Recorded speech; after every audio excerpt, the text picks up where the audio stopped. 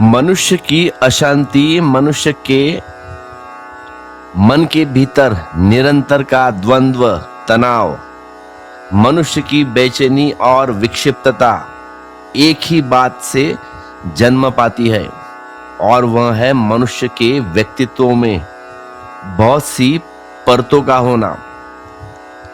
मनुष्य के व्यक्तित्व में बहुत सी परतें हैं। मनुष्य एक नहीं है, बहुत सी परत है, बहुत सी परतों का संग्रह। शरीर है, शरीर की एक परत, और शरीर के परत की अपनी वासनाएं है, अपनी इच्छाएं है।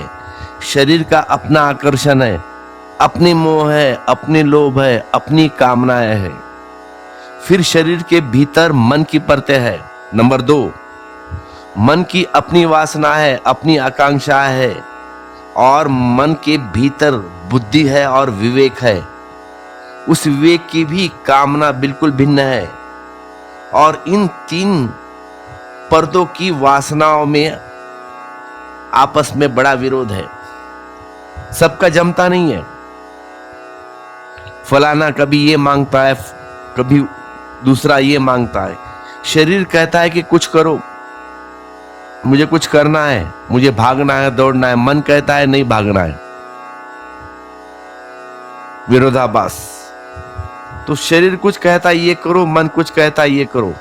विवेक सुझाता है कि कुछ और करो, और तब मनुष्य के भीतर एक भीड़ हो जाती है, संघर्ष की, एक उपद्रव की, एक अराजकता। अगर मनुष्य केवल शरीर होता तो कोई अशांति न होती। अगर मनुष्य केवल मन होता तो भी कोई अशांति न होती। अगर मनुष्य केवल आत्मा होता तो भी कोई अशांति न होती। इसीलिए पशु मनुष्य से कम अशांत है। कंपैरिजन देख लो मनुष्य का और पशु का। भैंस को कभी टेंशन नहीं आता, ना गाय को कभी टेंशन आता है। सिर्फ मनुष्य अकेला एक प्राणी है जो उसको टेंशन आता है, क्योंकि पशुओं के पास शरीर है, मन की थोड़ी सी झलक है, बस थोड़ा मन है उनको। जैसे कुत्ते आपको प्यार करते हैं ना, थोड़ा मन है उनको, ज्यादा नहीं है। और जितनी झलक है उतनी अशांति वहां भी है। पौधे और भी शांत है, वृक्ष और भी शांत है, कोई चिंता नहीं, कोई तनाव नहीं। मन की वह हल्की सी झलक भी नहीं है, थोड़ा पॉइंट होगी। मनुष्य में भी जितना विचारशील व्यक्ति होगा उतना अशांत हो जाएगा। जितने तुम होशियार होंगे, पढ़े लिखे विचारशील मनुष्य, उतना वो अशांत होगा। और जो अनपढ़ कौम है ना, जो पढ़े लिखे नहीं है, अनपढ़ है, उनको चिंता वगैरह कुछ नहीं आती। जितने बुद्धिहीन व्यक्ति होंगे उतना कम अशांत, उनको कोई फिक्र ही नहीं है। इसीलिए जैसे जैसे शिक्षा बढ़ती गई, विचार की क्षमता बढ़ती गई, बुद्धि तीव्र होती गई, वैसे वैसे मनुष्य अशांत होता गया, अशांति बढ़ती गई। इसीलिए वेस्टर्न कंट्रीज में देखो आप, सबसे ज्यादा पागलों की संख्या वहीं पे है। उससे आप प्रसन्न मत होना कि वहां पे संख्या ज्यादा है और हमारे पास कम, तो हम बड़े भाग्यशाली हो गए। उसका कुल अर्थ इतना ही है कि वेस्टर्न कंट्री, चाहे यूएस हो या यूके या जितने भी वेस्टर्न कंट्रीज है, बुद्धि की जगत में सर्वाधिक विकास हुआ है वहां पे। और जहां पे बुद्धि विकसित होती है वहां पे तनाव और चिंता ज्यादा होगी, क्योंकि जैसे जैसे बुद्धि बढ़ती है वैसे वैसे संपन्न होता है आदमी। और जितना संपन्न होगा उतना अशांत रहेगा, और जितना गरीब रहेगा व्यक्ति, उसकी बुद्धि विकसित नहीं होती, इसलिए वो आराम से रहता है। गरीबों को देखो, कोई अशांति नहीं वहां पे, मस्त आराम से रहता है। आज का आज, कल का कल देखेंगे।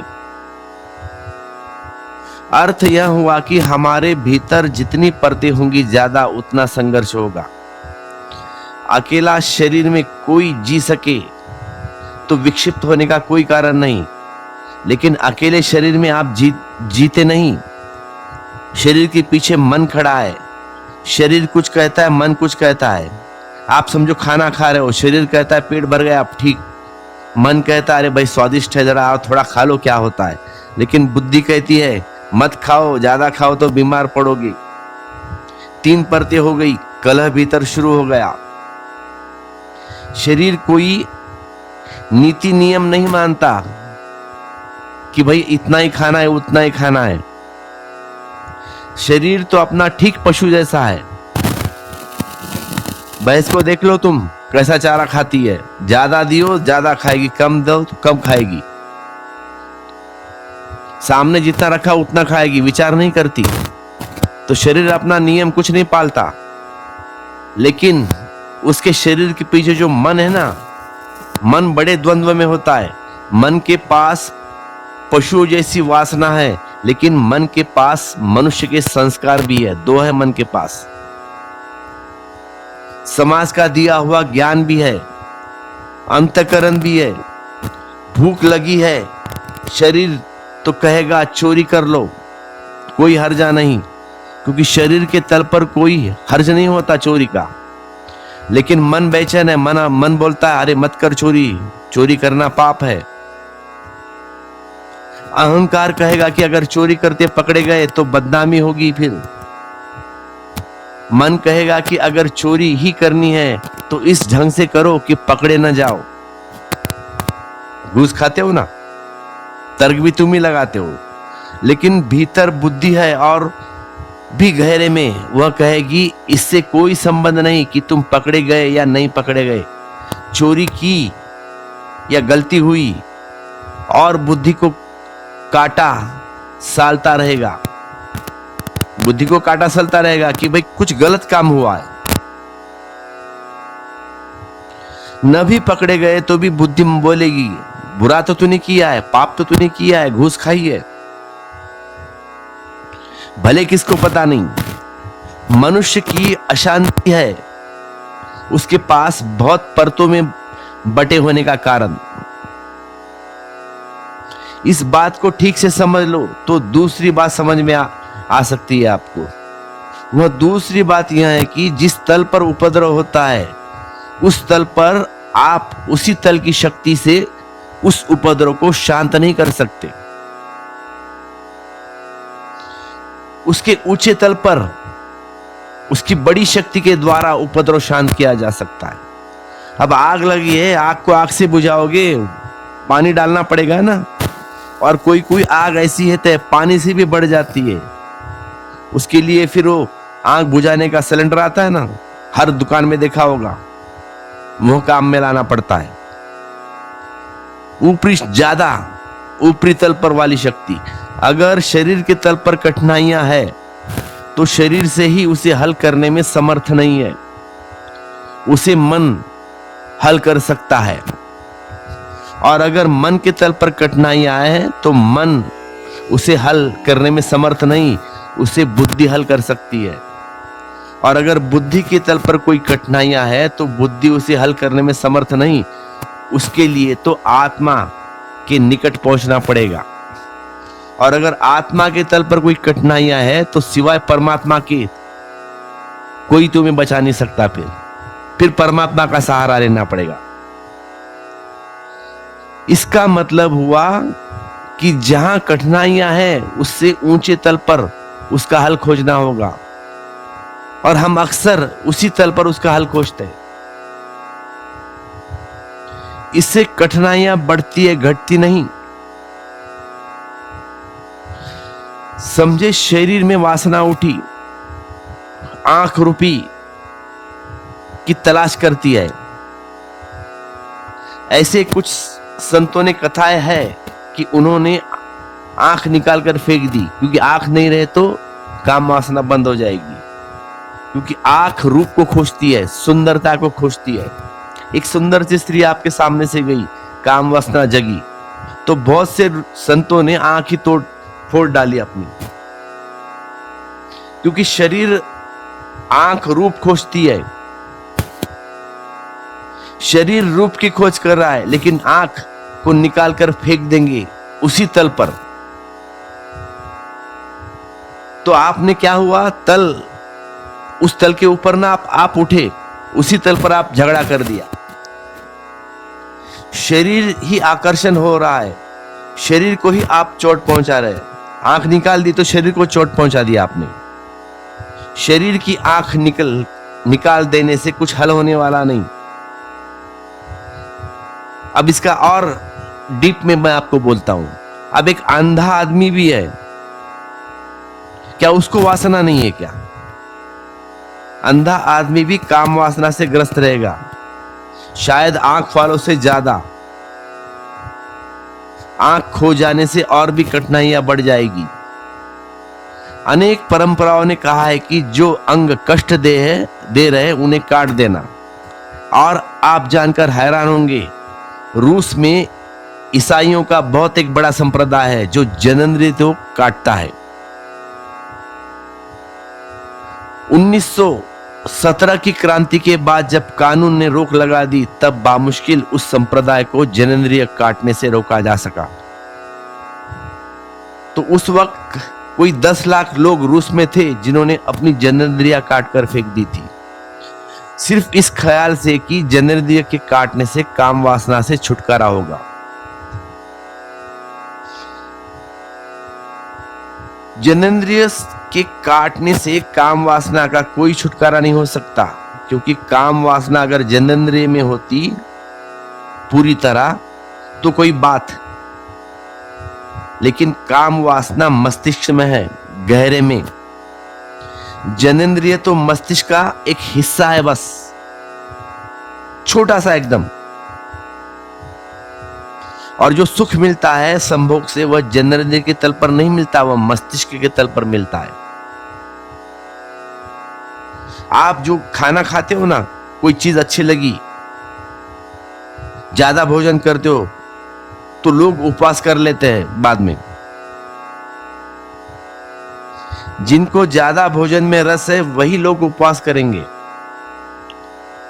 हल क्या हुआ? उसी तल पर ज्यादा खाना खा रहे और फिर उपवास कर रहे हैं। जहां जबरदस्ती भर रहे थे शरीर से, अब जबरदस्ती रोक रहे हैं। हुआ क्या? एक ही तल पर लड़ रहे हैं। और वैसे लोग देखो, भले मोटे होंगे, चर्बी बड़ी होंगी, और जब तक तल न बदले तब तक जीवन में कोई क्रांति नहीं हो सकती।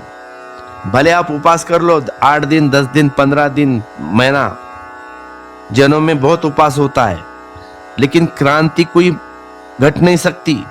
हाँ, सिर्फ तुम्हारा नाम होगा कि फलाने फलाने ने व्यक्ति ने इतने दिन का उपवास किया है। सिर्फ ऊंचा तल और नीचे तल का मालिक हो सकते हैं उसमें केस में। दूसरी बात, अब तीसरी बात स्मरण रखें कि अगर आप उसी तल पर व्यवस्था जुटाने की कोशिश करेंगे तो आपके जीवन में दमन, रिप्रेशन होगा और सारी जिंदगी विषाक्त हो जाएगी। लेकिन अगर दूसरे तल को आप सजग करते हैं तो दमन में कोई भी जरूरत नहीं। मैं सजगता की बात कर रहा हूं। दूसरे तल की शक्ति मौजूद होती है, पहले तक विनीत हो जाता है, झुक जाता है। मन है और मन ही सारी कठिनाइयां है। वही है, सिर्फ मन। आप उसे मन कह लो या माइंड कह लो। बहुत सारे लोगों का प्रश्न उठता है कि भाई इस मन से छुटकारा कैसा हो, क्या उपाय है मन से छुटकारा पाने का? और तुम ये प्रश्न पूछते हो, वह भी सब मन का ही काम है, मन ही पूछ रहा है। और तुम मन से छुटकारा चाहते हो, उसके लिए मंदिर चले जाते हो, किसी बाबा के पास जाते हो। वह मन भी मन का बनाया हुआ खेल है। मन से छुटकारे के लिए शास्त्र पढ़ने लगते हो, वे शास्त्र भी मन के से ही निर्मित है। मन से छुटकारा पाने के लिए मंत्रोच्चार करते हो, कोई मंत्र देता है, वह भी उसका ही खेल है। वे मंत्रोच्चार मन ही की परिधि है। माला जपने लगते हो, व्रत का नियम लेते हो, कसमें खाते हो कि आज से नहीं। वे कसम भी कौन खा रहा है? मन खा रहा है। उसके ऊपर के तर पर उठना पड़ेगा, तब कुछ हो सकता है।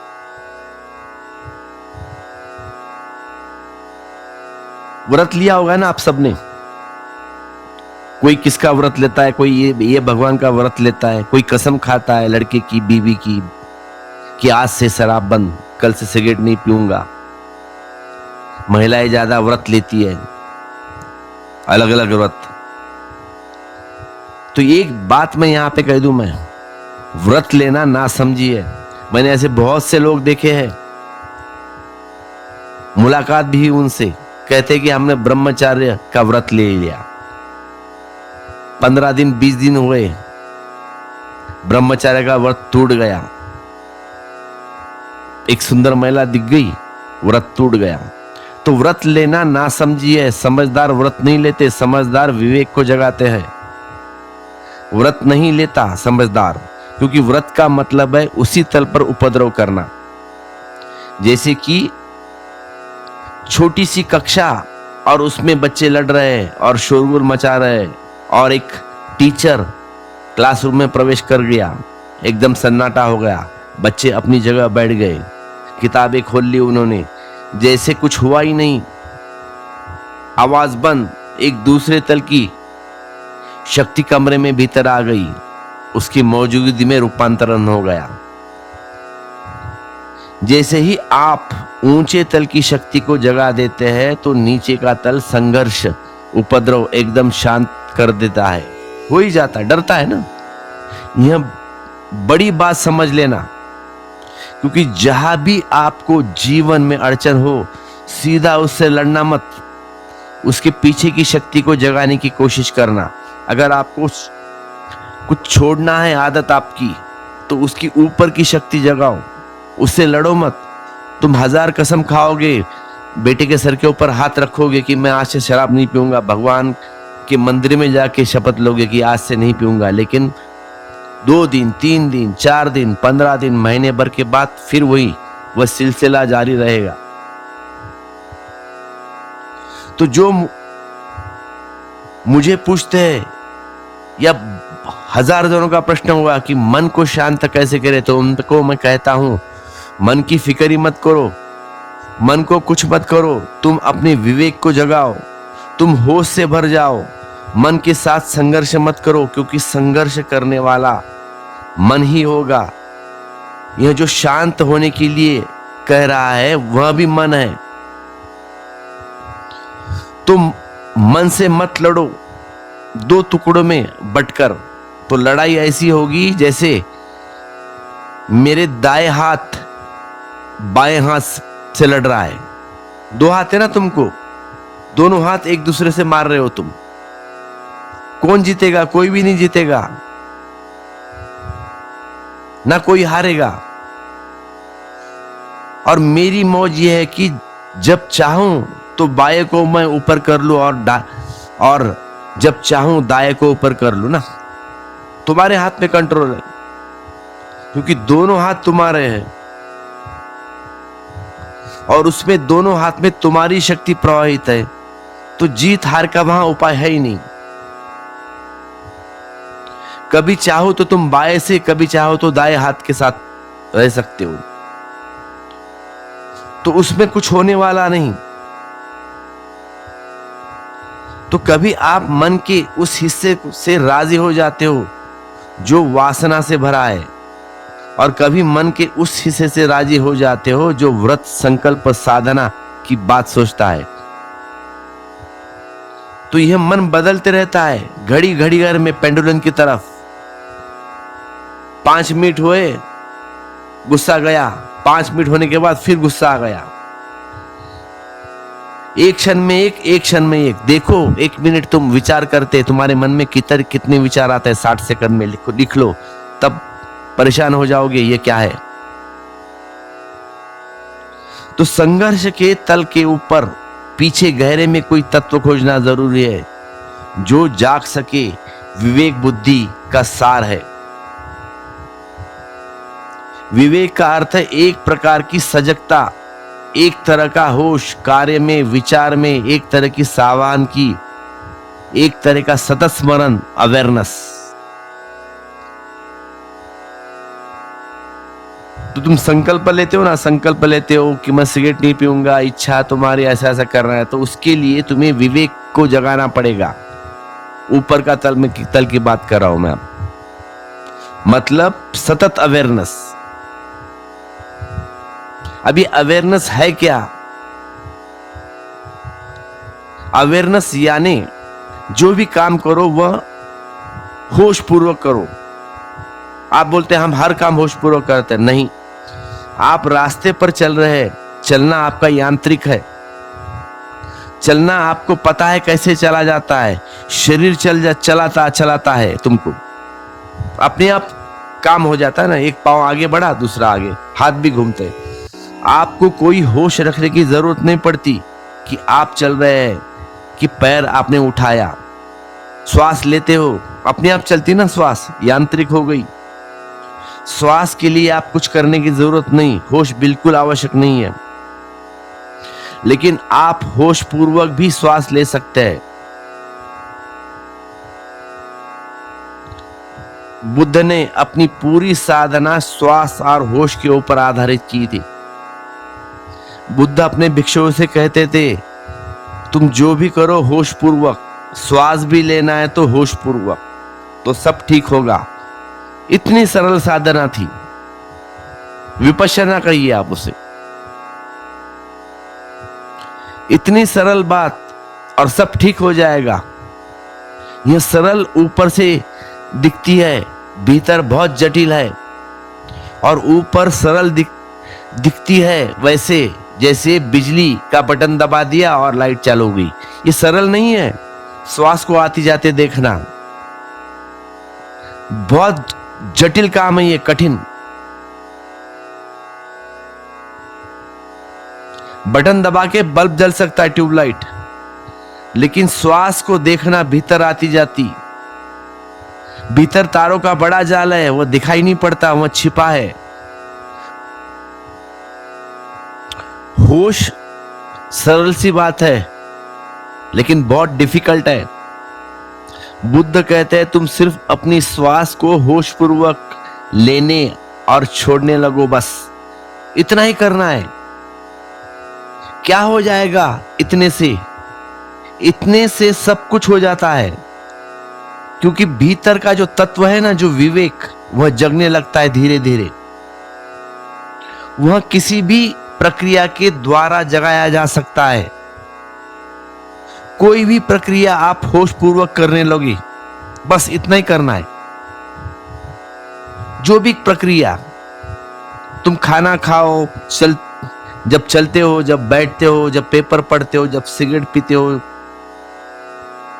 या शराब पीते हो, जो भी प्रक्रिया, जो भी काम करते हो ना तुम जागते वक्त, तब होश पूर्वक करना। अगर सिगरेट भी पीते हो तो एक एक कश होश से भरे पीना, कि मैं एक एक कश ले रहा हूं, तो आपकी बुद्धि सजग हो जाएगी।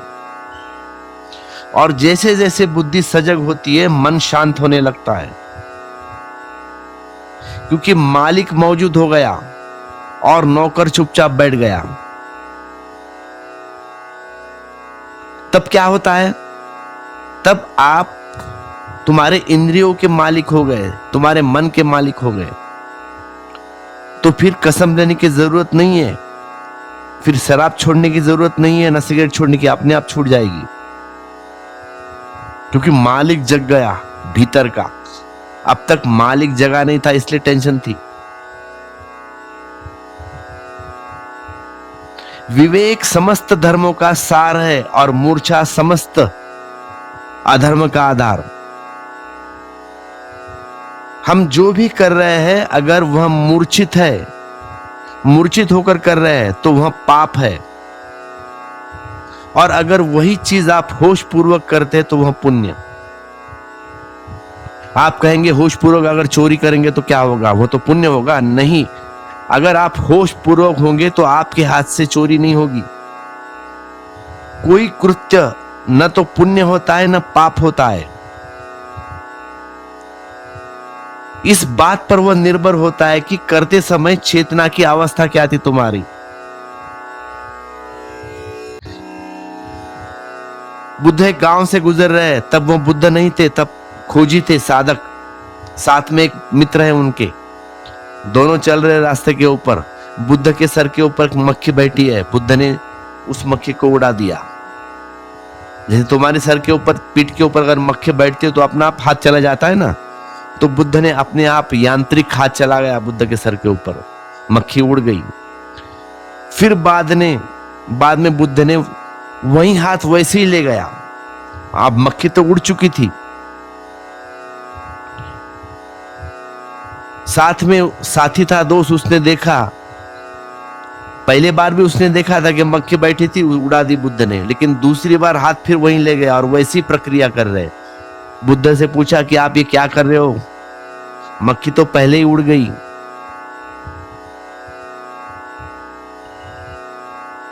बुद्ध कहते हैं, मैं ऐसी उड़ा रहा हूं मक्खी जैसे मुझे उड़ानी चाहिए थी, होश पूर्वक। तुमसे बात में लगा रहा तो मूर्छा में मैंने मक्खी उड़ा दी। वह हाथ मेरा यंत्रवत उठ गया, मेरी सावधानी उसमें न थी। अब मैं हाथ को सावधानी पूर्वक ले गया हूं। इस हाथ में मैं गति कर रहा हूं, पूरा मेरा बोध है। इस हाथ के साथ मैं भी गया हूं वहां पे सर के पास और मक्खी उड़ा दी है। भले वहां पे मुख्य है नहीं, अब उड़ते वक्त मेरा मन कहीं और था, गलती हो गई, पाप हो गया। उड़ाने की क्रिया में मैं मौजूद नहीं था। स्मृति पूर्वक, यह बुद्ध का शब्द है, होश पूर्वक मैंने मक्खी उड़ाई। पहली दफा मैंने भूल की, पाप हो गया। मक्खी को कोई चोट भी नहीं लगी, पाप का कोई कारण भी न था, लेकिन बुद्ध कहते हैं पहली दफा पाप हो गया क्योंकि मैं मूर्छित अवस्था में था। और अगर मैं मक्खी मूर्छा से उड़ा सकता हूं तो मैं कुछ भी कर सकता हूं, मैं हत्या भी कर सकता हूं। कोई मूर्छित आदमी का क्या भरोसा, कुछ भी कर सकता है, वह उससे कुछ भी करवाया जा सकता है। मक्खी की बात छोड़ दो, पेट में छुरा भी भोग सकता है। बुद्ध अपने भिक्षुओं को कहते थे, उठो बैठो चलो, बस एक ही स्मृति भीतर रह जाए, ध्यान, होश पूर्वक काम। जो भी कदम तुम भूल से उठाओगे वह मूर्छा में उसी कदम वापस लौटाना है, फिर चलना है होश पूर्वक कदम।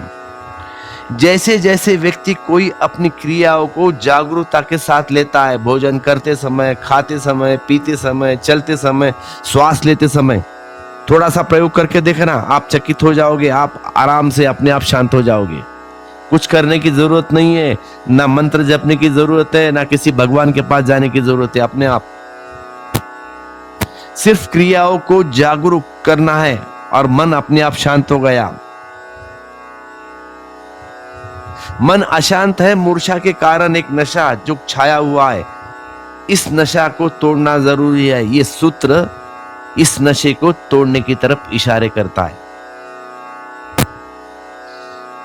जो सदा विवेक युक्त बुद्धि वाला और वश में किए हुए मन से संपन्न रहता है, उसकी इंद्रियां सावधान सारथी के अच्छे घोड़ों के भांति वश में रहती है। समझ ले, यहाँ पे आमतौर से हम शुरू करते हैं घोड़े को वश में करना।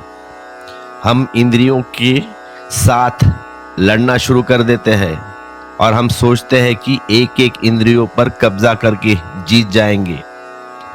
कभी कोई जीतता नहीं, सिर्फ विनष्ट होता है और चीजें इतनी विकृत और परवर्टेड हो जाती है कि जीवन में कोई अर्थ ही न रह जाए और जीवन आत्महत्या जैसा मालूम होने लगे।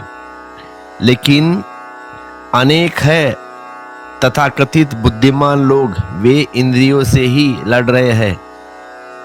कोई भोजन से लड़ रहा है, कोई काम वासना से लड़ रहा है, कोई किसी और चीज से लड़ रहा है, लेकिन लड़ाई तो जारी है।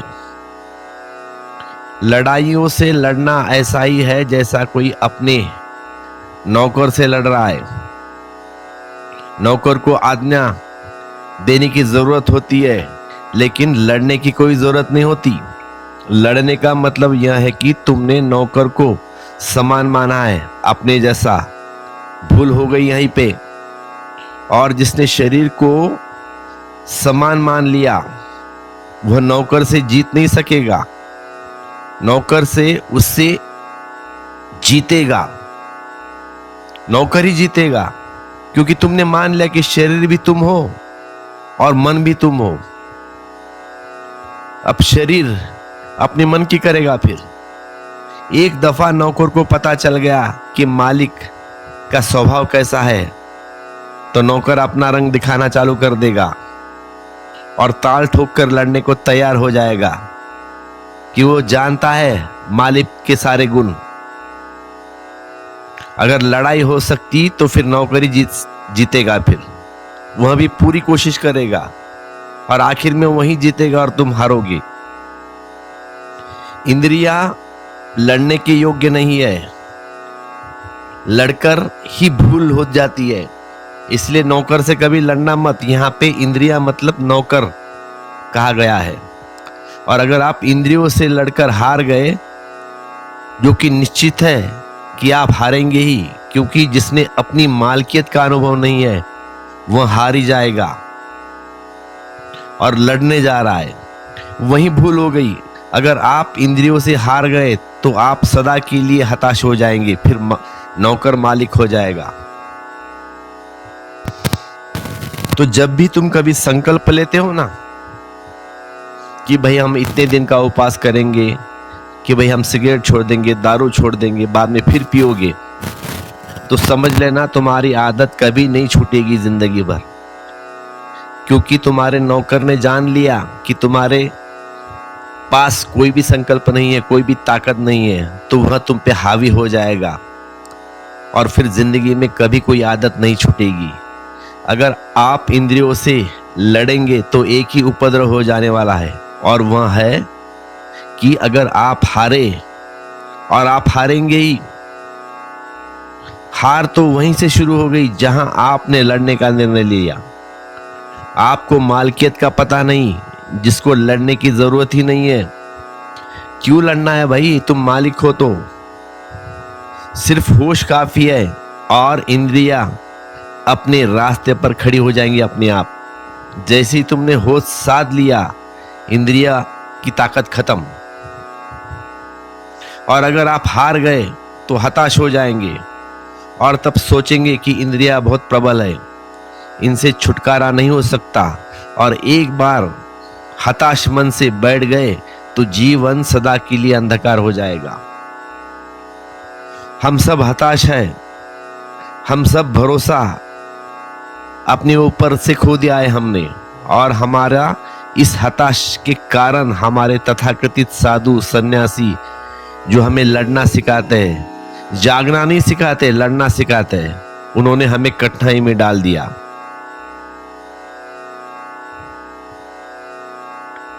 बहुत जन अपनी आदतों से परेशान है, कोई दारू से, कोई सिगरेट से, कोई और चीज से, गुटखा वगैरह मानिकचंद खाते ना मटेरियल, उससे त्रस्त है, परेशान।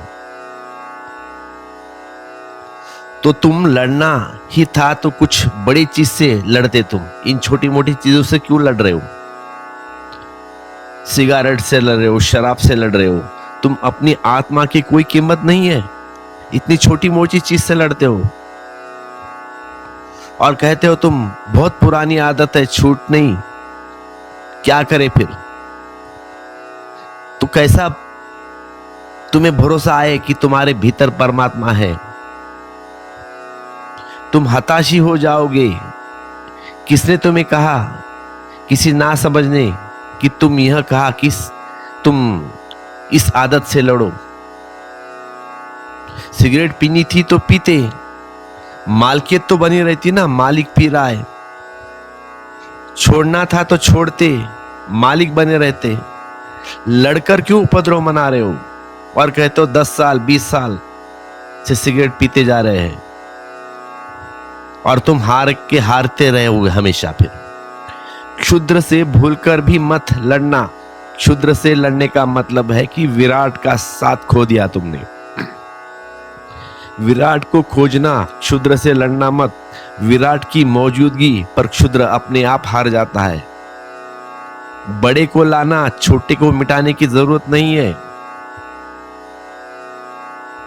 सुनी होगी वह कहानी अकबर की, जिसमें उसने एक लकीर खींच दी थी दीवार पर और अपने दरबारियों को कहा कि इसे बिना छुए छोटा कर दो।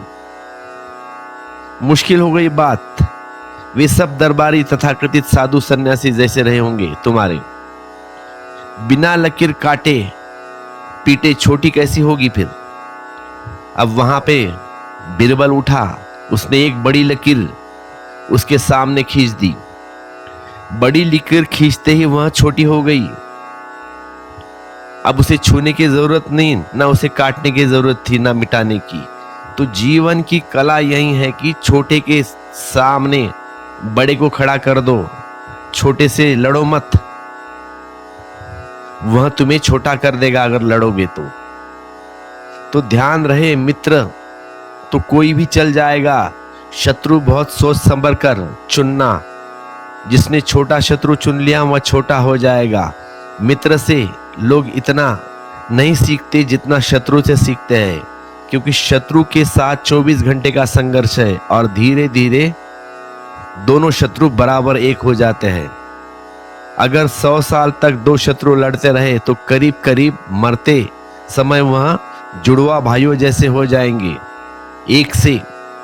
यह 100 साल का सतत संघर्ष सत्संग है और एक दूसरे से लड़कर वे एक दूसरे की कला सीख रहे हैं। लड़ना हो तो कला सीखनी ही होती कि सदा दूसरा क्या कर रहा है उसका हिसाब रखना पड़ता। धीरे धीरे वे समान होते चले जाते हैं। फिर शत्रु आमतौर से समान हो जाता है, मित्र में भेद बना रहता है। तो शत्रुओं के भेद मिट जाते हैं।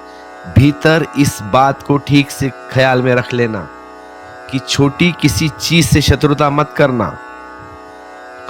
मनोवैज्ञानिक कहते हैं कि बड़ी कीमती बात इस संदर्भ में जरूरी है, समझने जैसी है। मनोवैज्ञानिक कहते हैं कि कोई भी पिता अपने बेटे से ऐसी बात कभी न कहे जिसे वह पूरी न करवा सके। एक दफा हार गया फिर बेटे के मन में कभी प्रतिष्ठा बाप के प्रति नहीं होगी। जैसा समझ ले, आपका छोटा बच्चा आपके सामने बैठा रो रहा है और आप कहते हैं कि रोना बंद कर। आपकी ताकत है रोना बंद करवाना, और वह रोते चले जा रहा है और आप कह रहे हैं कि रोना बंद कर। आप ज्यादा से ज्यादा मार सकते हैं, मारने से वह और रोएगा। रोना बंद करवाना बहुत मुश्किल है। और एक दफा बच्चे को पता चल गया एक दफा तुम्हारे बच्चे को पता चला तो तुम कहते चले जा रहे हो कि रोना बंद कर, रोना बंद कर। मैं रो रहा हूं और तुम कुछ भी नहीं कर पा रहे हो। बच्चा समझ जाता है तुम्हारी सारी शक्ति खो गई। इस बच्चे के मन में तुम्हारी स्थिति ठीक हो गई कि तुम कोई बड़ी शक्तिशाली नहीं हो। फ्राइड ने कहा है कि बेटे इस कारण बुरी तरह बिगड़ते हैं कि बाप उनसे ऐसी बात करवाना चाहते हैं जो करवा नहीं सकते। फ्राइड ने कहा है ऐसी बात कहना ही मत। तुम वही कहना जो तुम करवा सकते हो। तुम कहो कि निकल जाओ कमरे के बाहर। तुम निकाल तो सकते हो कम से कम कमरे के बाहर। उसको इतना भरोसा तो रहेगा कि बाप जो कहता है उसे पूरी कर सकता है, उसे पूरा कर सकता है।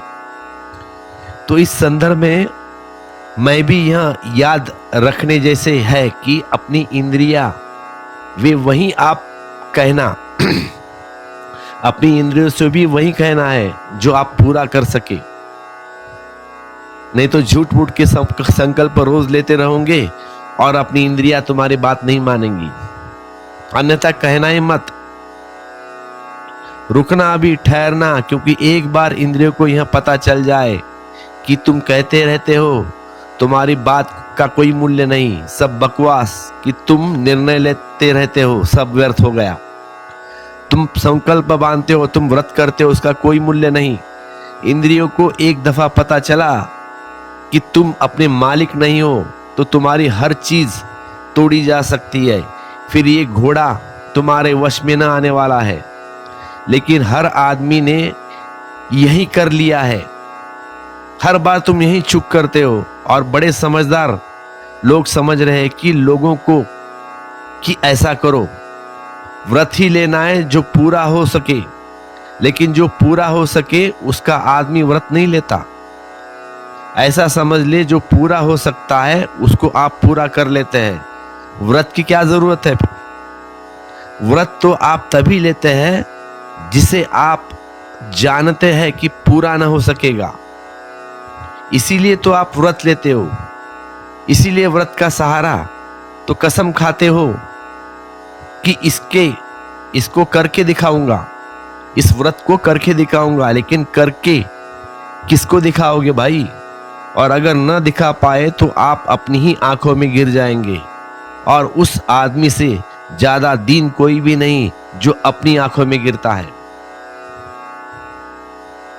तो मैं कहता हूं, शराब पीनी हो, सिगरेट पीनी हो तो तुम्हें करना हो करना, लेकिन मालिक रहकर पीना, मालिक रहकर पियो, फिर कोई हर्ज नहीं। लड़ाई मत करना, नहीं तो मालकियत टूट जाएगी। इसका मतलब यह नहीं कि मैं कह रहा हूं कि तुम शराब पीते रहो, सिगरेट पीते रहो। मैं यह कह रहा हूं कि भीतर एक और तत्व है जो संघर्ष से पैदा नहीं होता, जो सजगता से पैदा होता है। वह है विवेक। तुम उसे जगाना, तुम उसकी साधना में लग जाना। इन क्षुद्र चीजों में मत लड़ना। यह लड़ाई बेमानी है, समय और शक्ति का अपव्यय। और तुमने किसी तरह अगर सिगरेट भी छोड़ दी तो तुम नाक में डालने लगोगे, या तुम कुछ खाने लगोगे, दूसरा कुछ तंबाकू वगैरह। सिगरेट छोड़ दी तो बीड़ी पियोगे, सिगरेट छोड़ी तो तंबाकू खाओगे, नहीं तो और कुछ। क्योंकि वह जो उपद्रव था वह नया रास्ता खोज लेगा। लेकिन इंद्रिया अपने मालकियत इतनी आसानी को छोड़ने के लिए तैयार नहीं है। यह सूत्र उल्टी यात्रा बता रहा है। यह कह रहा है कि जो सदा विवेक युक्त, बुद्धि वाला और वश में किए हुए मन से संपन्न रहता है, उसकी इंद्रियां सावधान सारथी के अच्छे घोड़ों के भांति वश में रहती है। असली बात, विवेक युक्त बुद्धि वाला वह हो तो मन संयत हो जाता है। मन संयत हो तो इंद्रियां वश में आती है। इसीलिए असली खोज विवेक की है। जो कोई सदा विवेकहीन बुद्धि वाला, असंयत चित्त और अपवित्र रहता है, वह उस परम पद को नहीं पा सकता, अपितु बार बार जन्म मृत्यु रूप संस्कार चक्र में भटकते रहता है। हमारा भटकाव, हमारी मूर्छा है अविवेक। हम ऐसे चल रहे हैं जैसे जन्म से ही शराब पिए हुए हो। एक आदमी अगर 60 साल जीता है या 70 साल जीता है तो 20 साल सोता है उसमें। 1/3 यह तो पक्का है कि 20 साल सोता है। 20 साल छोटा वक्त नहीं है मेरे दोस्त। जिंदगी का 1/3 हिस्सा, बाकी जो 40 साल बचते हैं, उन 40 साल में भी कुछ ही क्षण होते हैं जब आदमी सपने नहीं देखता। नहीं तो सपने देखता ही रहता है। बस बैठे हो कुर्सी पर या सोफे के ऊपर, सपना चल रहा है, सोच रहा है कुछ बड़ा पद मिले या धन मिले या बिजनेस में प्रॉफिट हो या प्रमोशन हो, फिर उस धन का हम ऐसा उपयोग करेंगे, फिर घर लेंगे, फ्लैट लेंगे। क्या है, क्या करे, क्या करना, वह सब हिसाब किताब शुरू हो गया।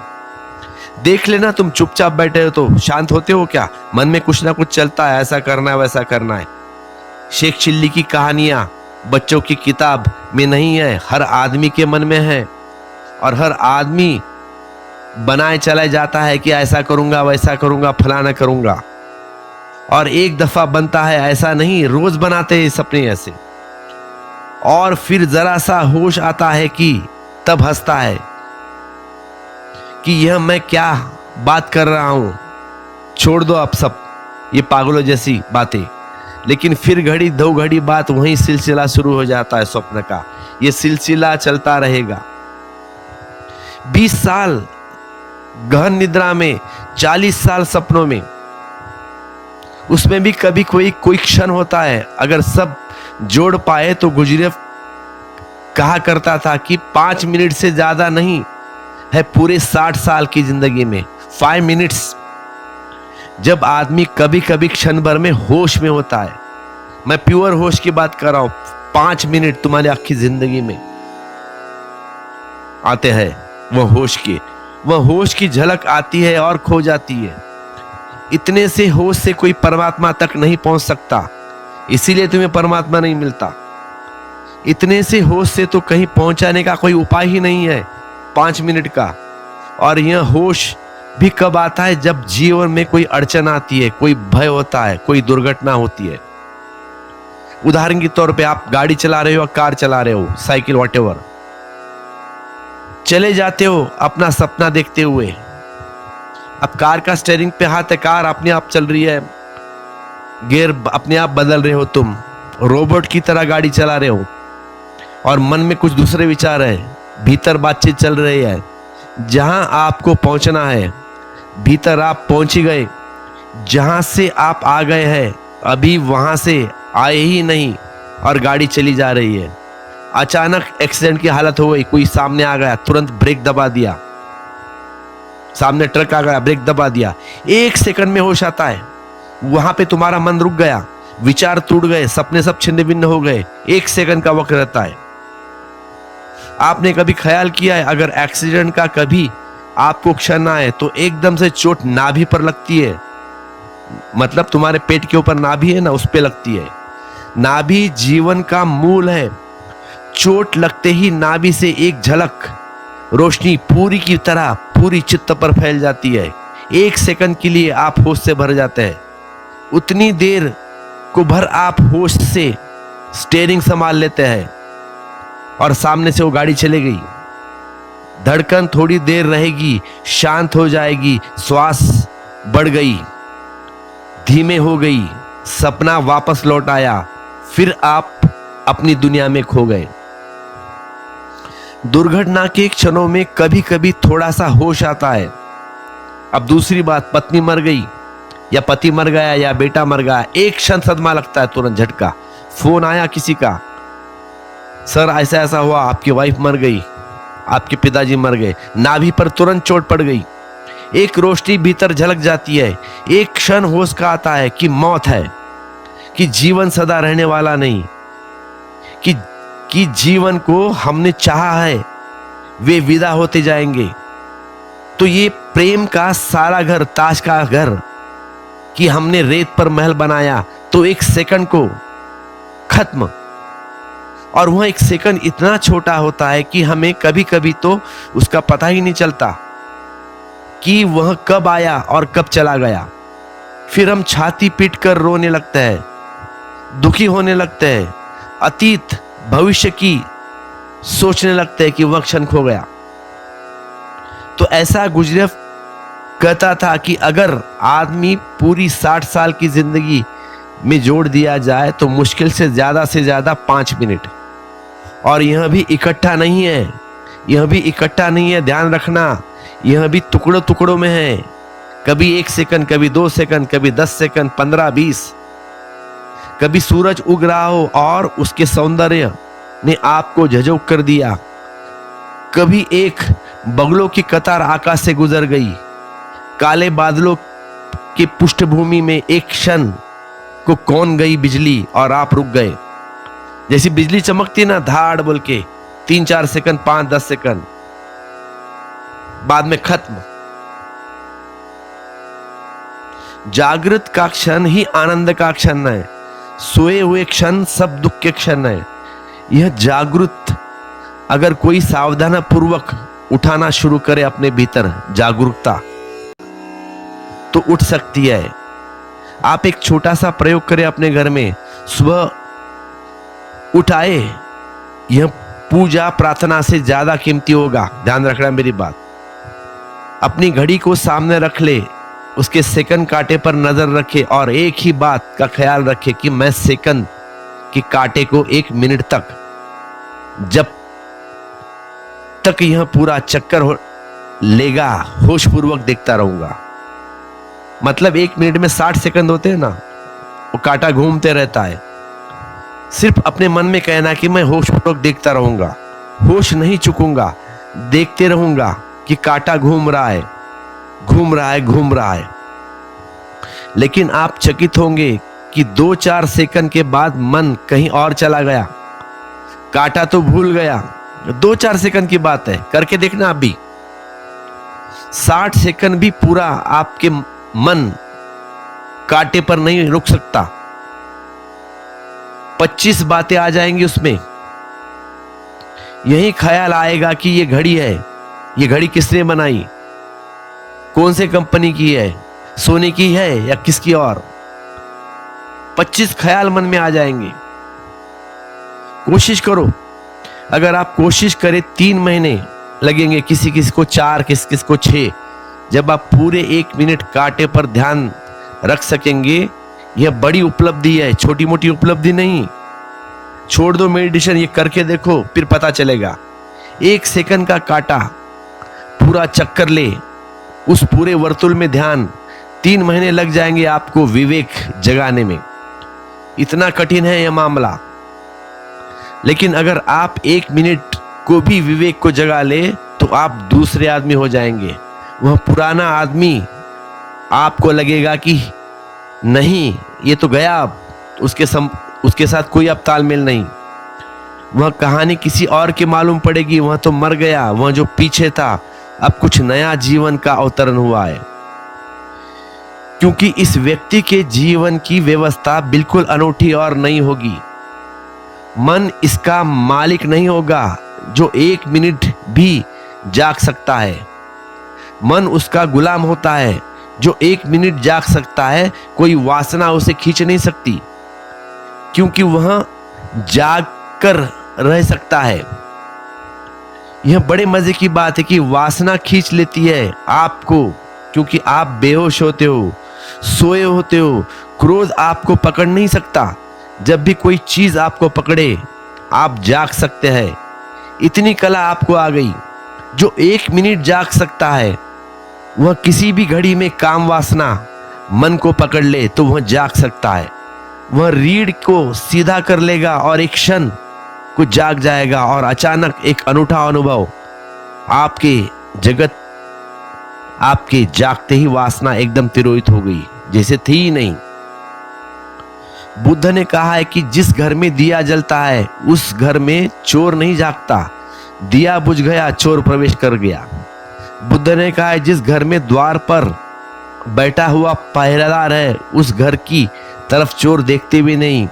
जिस द्वार पर पहरेदार सोया है, चोरों को लिए निमंत्रण हो जाता है। वासनाएं चोर की भांति है। आपका पहरेदार जागा हो कि आपके भीतर दिया जला हो तो वासना झांक कर भी नहीं देखती। और आप सोए हो और खर्राटे की आवाज आ रही हो तो वासना आपको घेर लेगी। मूर्छा में, अंधकार में, सोए हुए में वासना का बल है। जो कोई सदा विवेकहीन बुद्धि वाला, असंयत चित्त और अपवित्र रहता है, वह उस परम पद को ही नहीं पा सकता, अपितु बार बार जन्म मृत्यु रूप संसार चक्र में भटकता रहता है।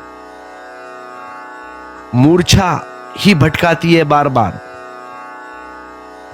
यह कई बार ऐसा लगता है कि बार बार जन्म मृत्यु का यह चक्र समझ में नहीं आता, क्योंकि हमें अनुभव ही है नहीं, हमारे ख्याल में भी नहीं है, हम उसका कोई स्मरण नहीं। इसको छोड़ दो, एक और तरह से इस बात को समझ लो तो ख्याल आ जाएगा। आप कितनी दफे जिंदगी में क्रोध कर चुके हैं? कितनी दफा पश्चाताप हुआ है? रोज करते हो ना। और कितनी दफे तय कर चुके हो कि अब क्रोध नहीं करेंगे, अब किसी को गाली नहीं देंगे, लेकिन फिर करते हैं। कितनी बार वासना ने आपको पकड़ा है, आप बेहोश हुए, पागल हुए, और कितनी बार पीछे से पछताए और मन ने विषाद अनुभव किया और मन दुखी और पीड़ित हुआ। कल ही ले लिया था लेकिन आज फिर क्या करे भाई। और मन ने सोचा कि अब नहीं, बस बहुत हो गया। लेकिन यह कितनी बार हो गया? बहुत बार बार बार बार। एक गाड़ी के चाक की तरह घूमते रहते हैं आप, गोल गोल गोल गोल। चाक वहीं आरा भी नीचे जाता है मालूम पड़ता है, फिर घड़ी भर के बाद ऊपर। क्रोध का आरा भी अभी ऊपर अभी नीचे मालूम पड़ता है। जब वह नीचे जाता है तब आप पश्चाताप करते हैं, और वह ऊपर आता है तब और फिर नीचे जाता है, फिर पश्चाताप। गाड़ी के चाक के आरों के भांति आपका जीवन एक वर्तुल में घूमता है, और इसीलिए इस बात को समझ में बहुत कठिनाइयां नहीं कि यह वर्तुल इस जन्म से शुरू नहीं हुआ रहा है, इस मृत्यु पर ही समाप्त नहीं होगा, यह चलता रहेगा। अभी मनोवैज्ञानिक कहते हैं कि बच्चे के गर्भ में रहते हुए भी उसका व्यक्तित्व होता है, भिन्न पैदा होने के बाद तो होने ही वाला है। गर्भ में भी भिन्न होता है। कुछ बच्चे गर्भ में ही एग्रेसिव होते हैं और मां के पेट में लात मारते हैं, आक्रामक और हिंसक होते हैं। कुछ बच्चे इतने उदास चित्त होते हैं कि उनके कारण मां भी उदास हो जाती है। जब बच्चे गर्भ में होते हैं, कुछ बच्चे इतने प्रसन्न और आनंदित होते हैं कि उनके कारण मां प्रफुल्लित और आनंदित हो जाती है, क्योंकि मां उनकी तरंगों से आंदोलित होती है। वे दोनों जुड़े हैं एक दूसरे से। इसीलिए अक्सर स्त्रियां का व्यक्तित्व गर्भावस्था में बदलता है, क्योंकि एक नया व्यक्ति और एक नई आत्मा संयुक्त हो जाती है, उसके भी प्रभाव काम करने लगते हैं। इसीलिए गर्भावस्था में स्त्री का व्यक्तित्व अलग हो जाता है, टोटली भिन्न। शांत स्त्री अशांत हो सकती है और अशांत स्त्री शांत हो सकती है। बच्चे के जन्म के बाद यह वापस लौट आएगी अपने पुराने रंग में, लेकिन 9 महीने में एक नई धारा उसके भीतर प्रवाहित होती है। मनोवैज्ञानिक कहते हैं कि पहले ही क्षण से बच्चे का मन व्यक्तित्व है। यह व्यक्ति कहां से वह लेकर आता होगा, इसके पीछे लंबी कथा होनी चाहिए। कोई बच्चा आज पैदा नहीं हो रहा है, अनंत अनंत जन्मों की यात्रा है। वह उनको लेकर पैदा होता है, वह अपने संस्कार पहले से ही लेकर पैदा होता है।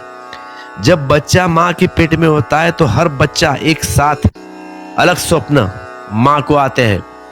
इसीलिए जैन और बुद्धों ने पूरे सपनों का विज्ञान निर्मित किया है कि जब तीर्थंकर पैदा होता है तो मां को कैसे स्वप्न आएंगे। उन स्वप्नों से पता चले जाएगा कि आने वाला बेटा तीर्थंकर है या बुद्ध पुरुष। अनेक तीर्थंकर और अनेक बुद्ध पुरुष की मां को जो अनुभव हुए थे और जो स्वप्न आए थे, उनको संग्रहित किया गया है और उनको छांटकर एक पूरा विज्ञान बना लिया गया है कि जब भी किसी स्त्री को गर्भ की अवस्था में ये स्वप्न आएंगे तो समझना कि इस तरह की आत्मा भीतर प्रवेश कर गई। उसके प्रभाव से ऐसे स्वप्न आने शुरू हो गए। यह जो व्यक्तित्व है, यह कोई समाज संस्कार व्यवस्था से पैदा नहीं हुआ, यह व्यक्ति अपने साथ लेकर आया है। आपका मन बड़ा प्राचीन है, अनंत अनंत अनुभव से उसके पास संग्रह है।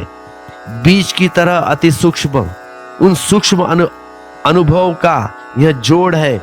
यह कोई आज का चाक की तरह नहीं घूम रहा, यह घूमता ही रहता है हमेशा।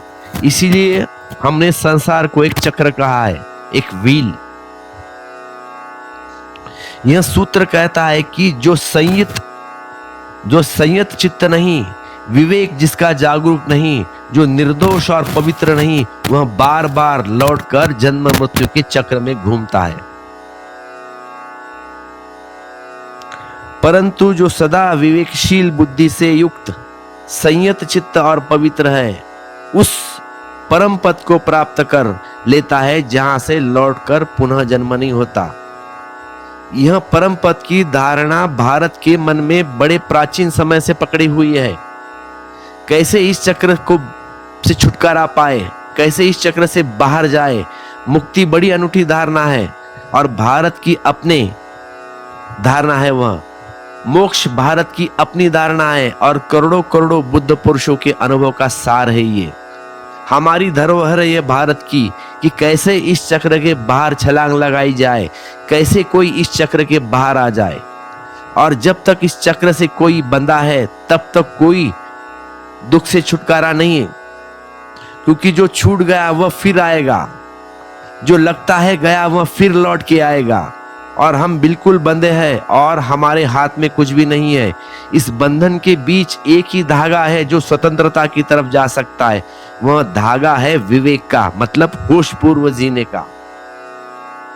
गुजरियफ, जिसने पश्चिम में इस सदी में जागरूकता पर बड़े गहन प्रयोग किए हैं, ठीक महावीर और बुद्ध जैसे गहन प्रयोग इस सदी में करने वाला यह व्यक्ति है गुजरियफ।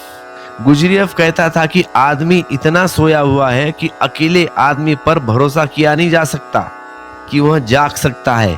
इसलिए गुजरियफ कहता था कि स्कूल वर्क इज नीडेड, अकेले आदमी से नहीं होगा यहाँ, इसलिए एक समूह की जरूरत है।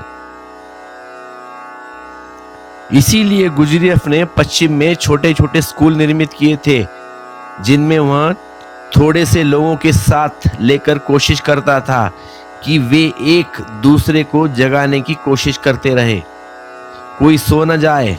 बड़े सालों की मेहनत के बाद यह हालत पैदा होती कि लोग जागना सीख जाते।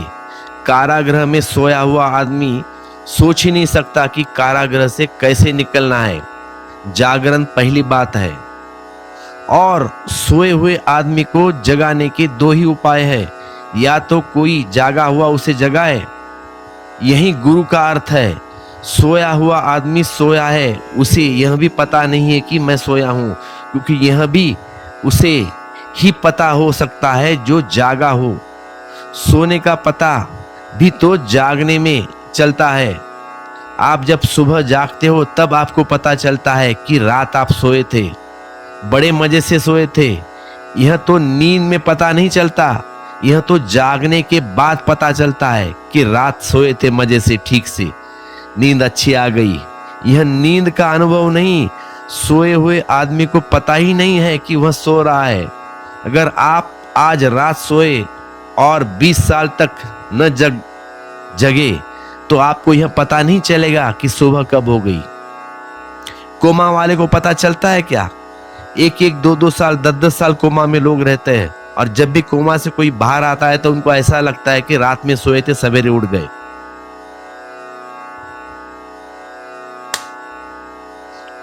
गुरु का अर्थ इतना ही है कि सोया हुए आदमी को कोई जगा सकता है जो जागा हुआ हो, लेकिन बड़ा खतरा है। गुरु का काम थोड़ा खतरनाक है, क्योंकि किसी सोए हुए आदमी को जगाना, नाराज करना है उसको। तुम उसकी नींद तोड़ रहे हो। वह मजे से सपने ले रहा था, वह विश्राम कर रहा था, तुमने नाहक उसे परेशान किया। इमैनुअल कांट जर्मन का एक दार्शनिक हुआ है। उसने एक नौकर रख छोड़ा था। नौकर का काम इतना ही था कि सुबह उसे 4 बजे उठा दे। उसे ब्रह्म मुहूर्त को उठने की आदत थी, और आदमी वह ऐसे सोता था जो उसे उठाए तो उससे ही लड़ाई कर पड़ता, झगड़ा कर बैठता। तो नौकर को इसीलिए रखा था कि उसे जगाना है। परिवार वाले की हालत बहुत खराब हो गई, इसने नौकर को रख दिया, भाई हमें झंझट नहीं करना है, तुम नौकर रख लो और उसे पैसे दे दो, हम नहीं उठाएंगे तुझे, तुम्हारे कौन रोज गालियां सुन लेगा। और वैसा ही करता था वो। कोई उठाने जाता उसे गाली गोलच करता, कभी कभी मारता पीटता भी। तो उसने नौकर रखा है, उसने कहा है कि इतना इतना पगार ले, लेकिन मुझे उठाना है, चाहे मैं तुझे गाली दूं मारूं, उसके लिए तुझे रखा है मैंने, ब्रह्म मुहूर्त में उठाना है।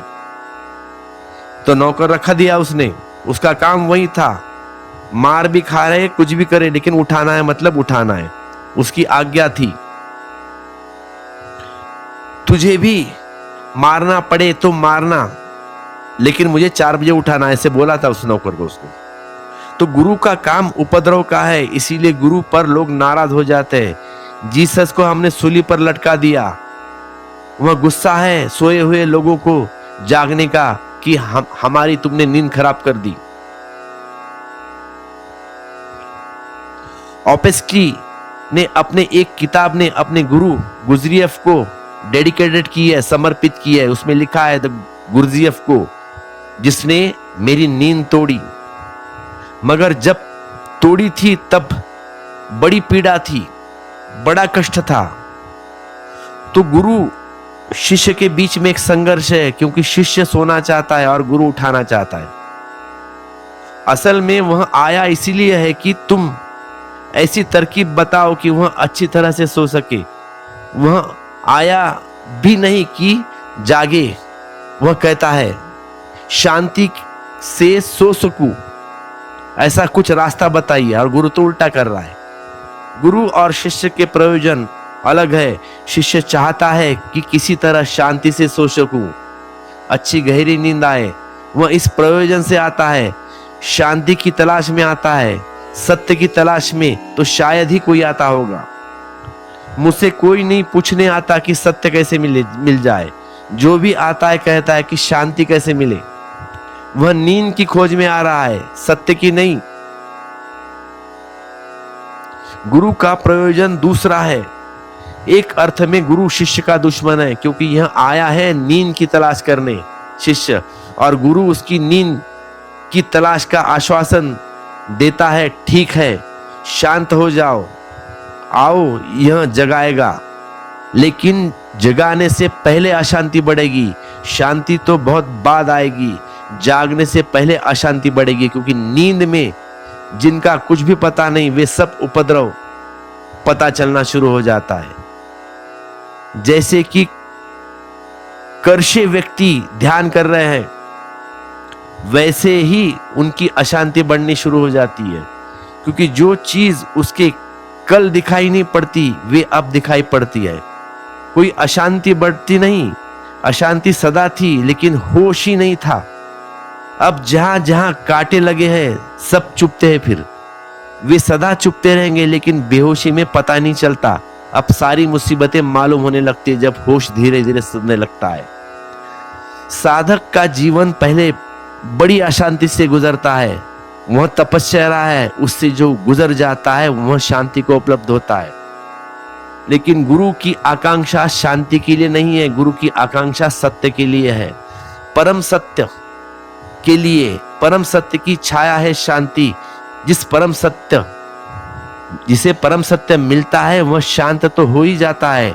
लेकिन इस सारी यात्रा का मूल सूत्र है विवेक, और जो विवेक को उपलब्ध है वह परम पद को पा जाता है, उस जगह पहुंच जाता है जहां से कोई लौटना नहीं, वहां मोक्ष।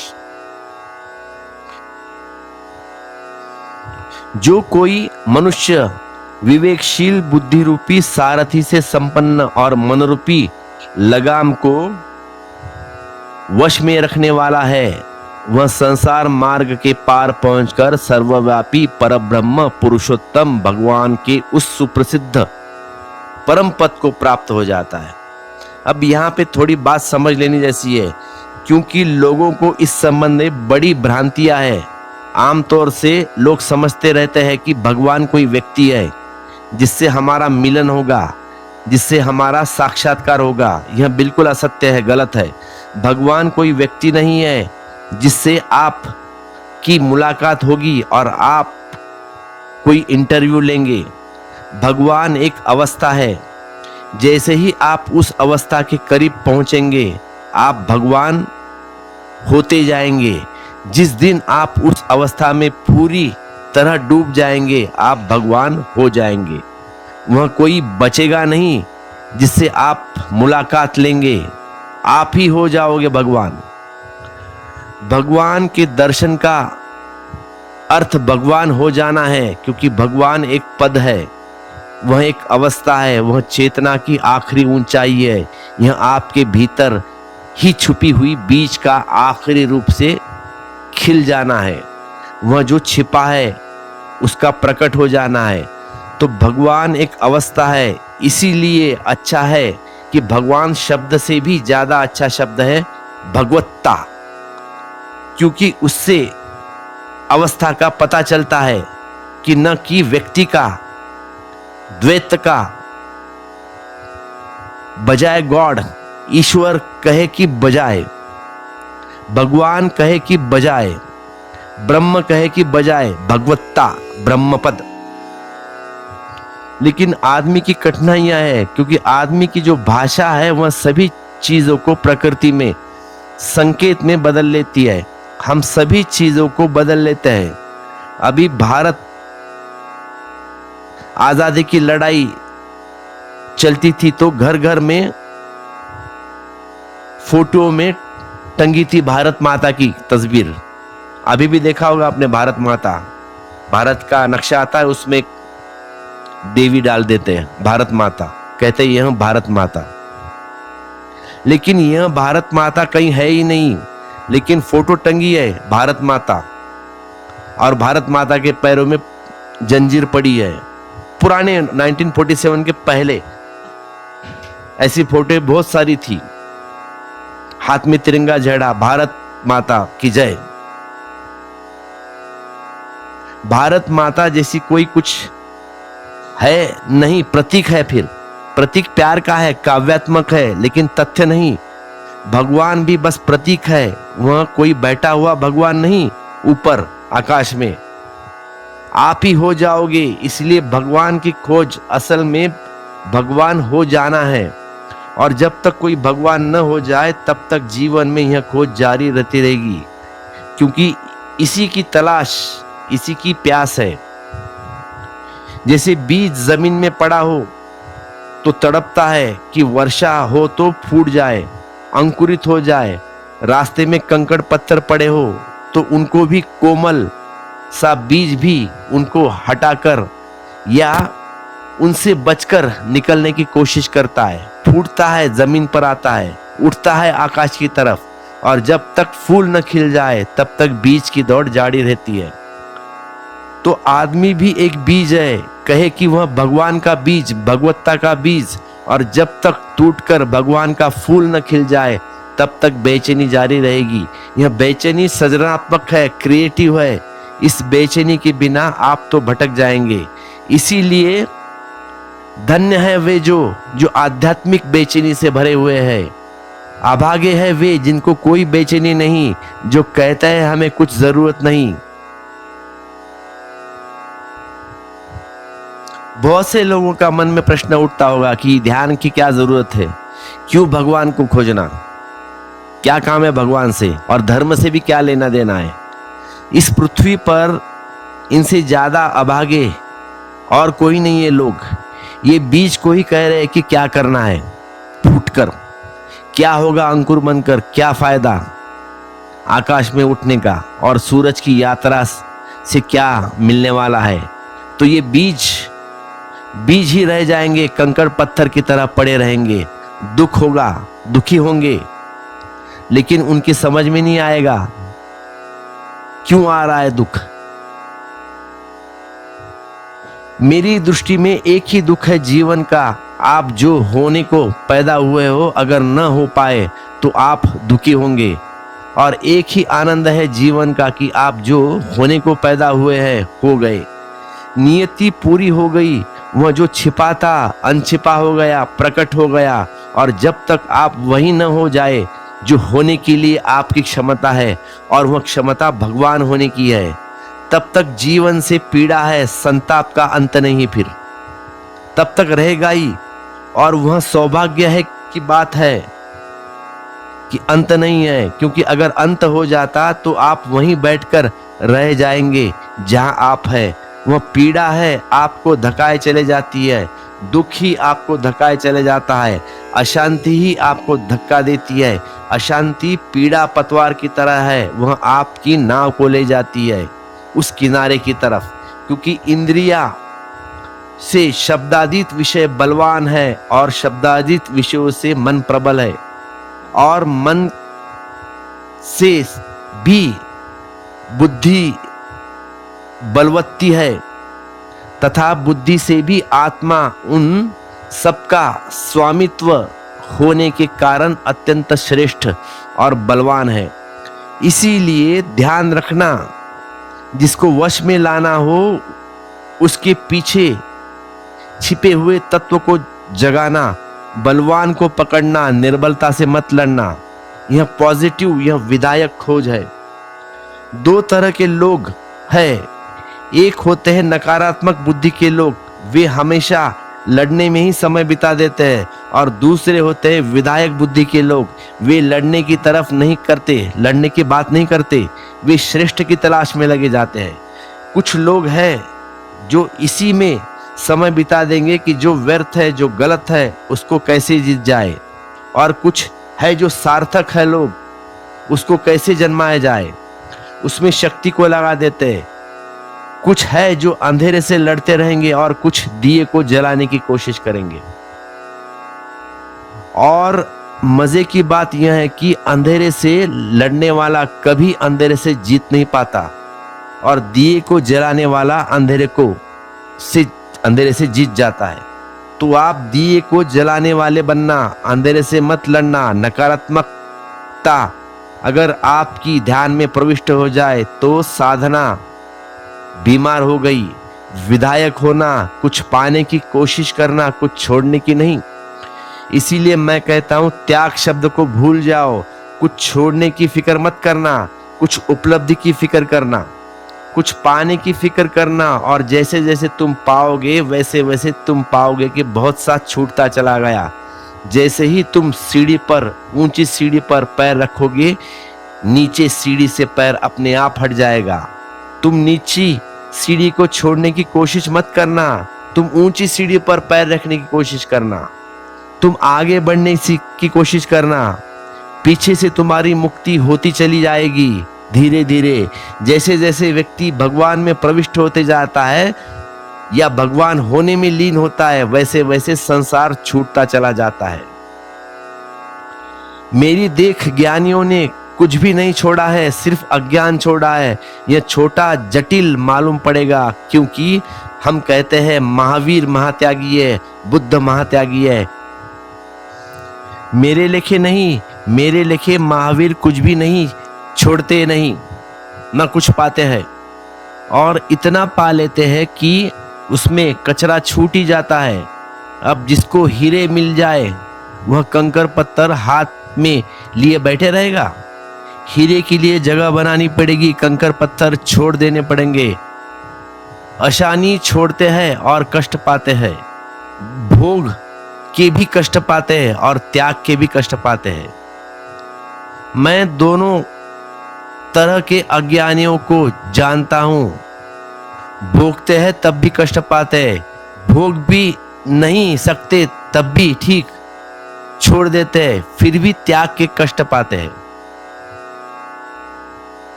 बहुत सारे ऐसे लोगों को मैंने देखा है, ध्यान करते हैं, मेडिटेशन करते हैं, कुछ होता नहीं है। सालों से मेडिटेशन करते हैं, विपश्यना करते हैं, लेकिन कुछ होता हुआ मालूम नहीं पड़ता।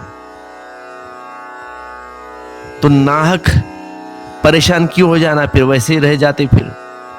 इसीलिए मेरी समझ में तो गृहस्थ से भी ज्यादा दुखी तथाकथित साधु भोगते हैं। गृहस्थ को कम से कम कुछ तो भरोसा है कि संसार है, साधु को तो वह भी भरोसा नहीं। संसार भी छूट गया, परमात्मा दिखाई नहीं पड़ता, मोक्ष समझ में नहीं आता, संसार छूट गया। जो हाथ में था वह भी गया, हाथ में तो कुछ नहीं लगा, खाली की खाली मुट्ठी। मगर यह मुट्ठी को बांधे रखता है ताकि लोगों को ऐसा न लगे, किसी को पता न चले कि कुछ भी उसके पास नहीं है, झूठा साधु है वह। इसीलिए आत्मज्ञान की, ब्रह्म ज्ञान की बातें करता रहेगा तुम्हारे तथाकथित साधु संत कथाकार, पर वे बातें सब दूसरों की है, दूसरों से लिए वाली है उधार।